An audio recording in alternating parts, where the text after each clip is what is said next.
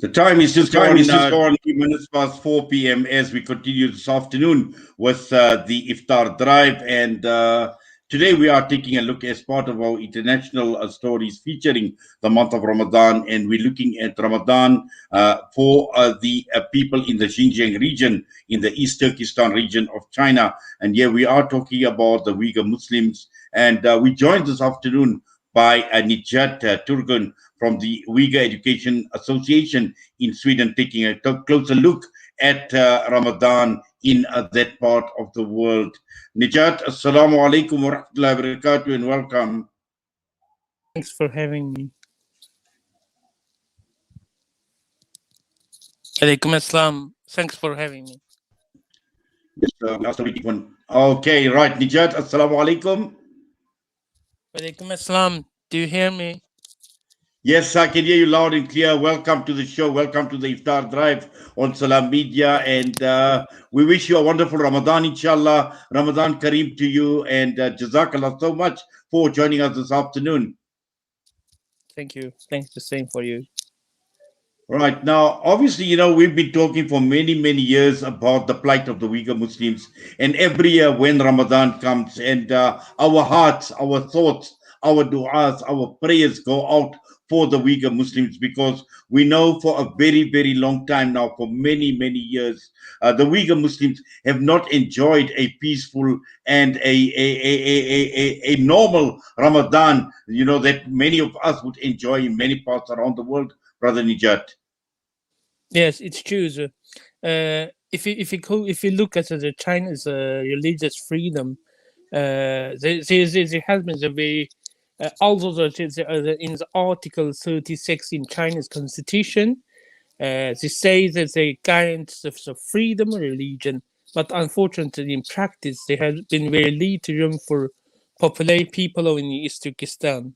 So for example, since 9/11, China's a country most exploited the war on terror and the religious freedom, and in the way to justify the cracking down against the Uyghur people, and even the exercise of the Islam. Islam was described as one of the three vicious streams: religious extremism, terrorism, separatism, and also since April 2017, the Chinese authority in Turkestan launched the big unpredicted campaign, the concentration camp, where the several millions of people have been detained in order to abandon their cultural and their religious identity by the political indoctrination.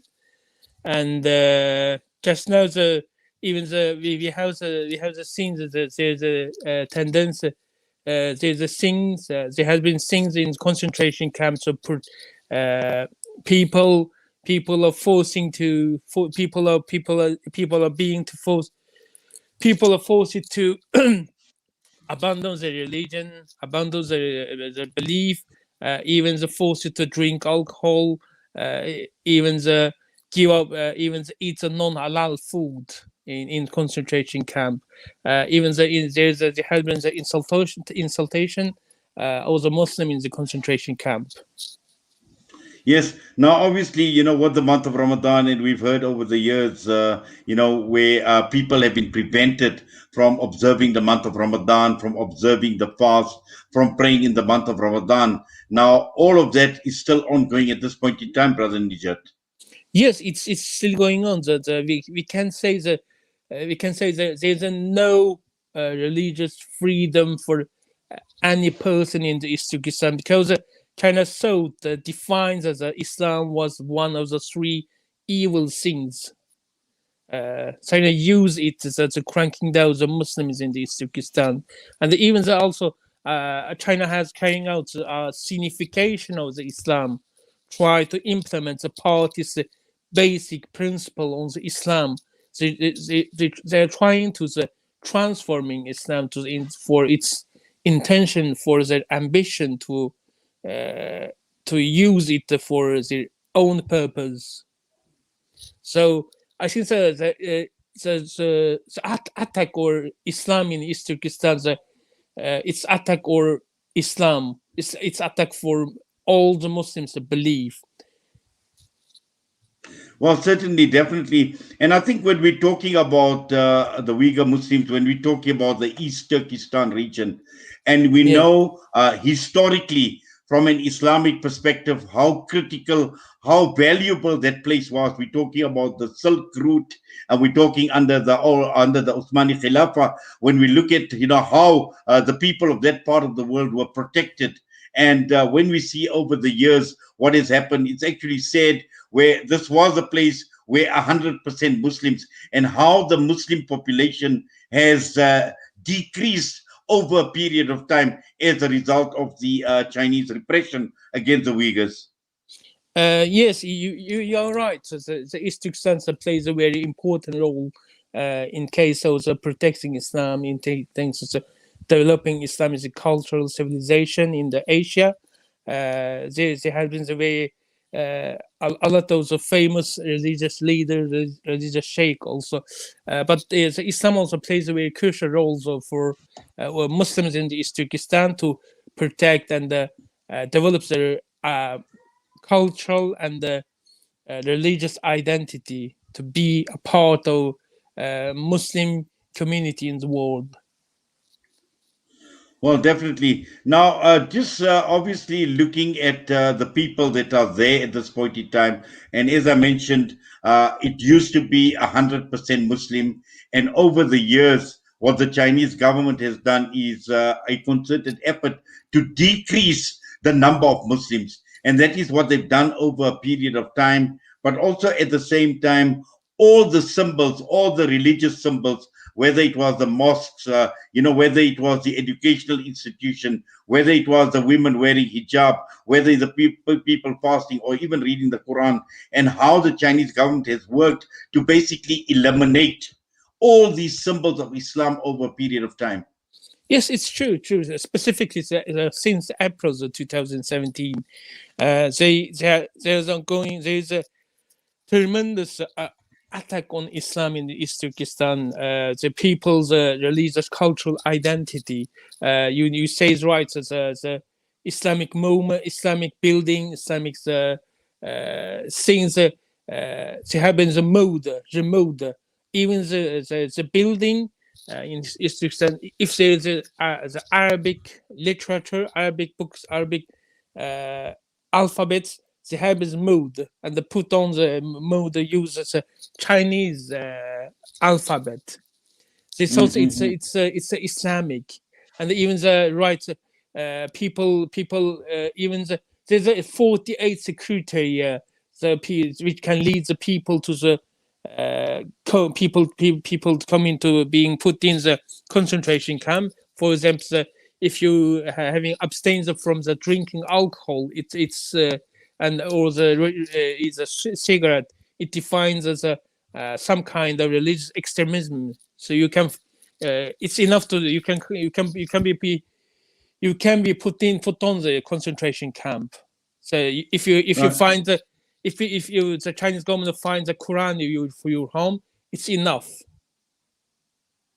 Yes. Now, just looking at the people, the Uyghur people that are in China, and we know obviously it's very, very difficult for them to practice Islam under the conditions, under the repression that is taking place. And as you mentioned, even for possessing a Quran, you can Yes, be jailed. And we know they've been making it very, very difficult. Just true, looking at the movement, and I know you in Sweden at this point in time, the Uyghur Education Association in Sweden, and we know there are many other Uyghur organizations right across the world that have been working tirelessly, that have been working with governments and putting pressure or telling governments to put pressure on China in terms of the Uyghurs and their plight at this point in time. Just looking at the level of activism that is taking place around the world, and for example, even using your example in Sweden. yes, we have been. There's a lot of the Uyghur organization in around the world, specifically in Europe. So we have been working there tirelessly from the grassroots level, taking contacts with or different organization, Muslim and the non-Muslim organizations, there is a very big support for our case, and even the national level, and so we have been lobbying for different parties. There is a consensus in the specifically the on in Swedish government. So all the party they say that it's not right that what China is doing so against Uyghurs and the other Muslims in East Turkestan. They have been some party had already put in the interpretation to the Swedish foreign minister. So if whether the Swedish government recognize that what China is doing in East Turkestan as a genocide, which Holland and the Canada, U.S. government and the parliament in the Canada and the Netherlands has recognized it as a genocide. He has been working in Sweden, like the it was a Swedish parliament. If they can also recognize as a repression, China's repression is Kyrgyzstan as a genocide. There's a Yes. chance. Now, obviously, while all of this is going on, we still, our hearts go out in film. We still feel for the people Thank you. in the Xinjiang region at this point in time, because while we all are celebrating, Alhamdulillah, a relatively good Ramadan, a pleasant Ramadan, our hearts and our thoughts go out, our du'as, our prayers go out to the people. Many of them, like you mentioned, will be being force fed at this point in time. They will not be allowed to go and pray. They will not be Yeah. allowed to fast. They will not be allowed to do anything. And this has been the trend, as we mentioned right at the beginning, year in and year out. And it's been going on for many, many years. So we must continue praying. We must continue making dua for our brothers and Inshallah. sisters in that part of the world, Brother Nijat. Thanks for your contribution.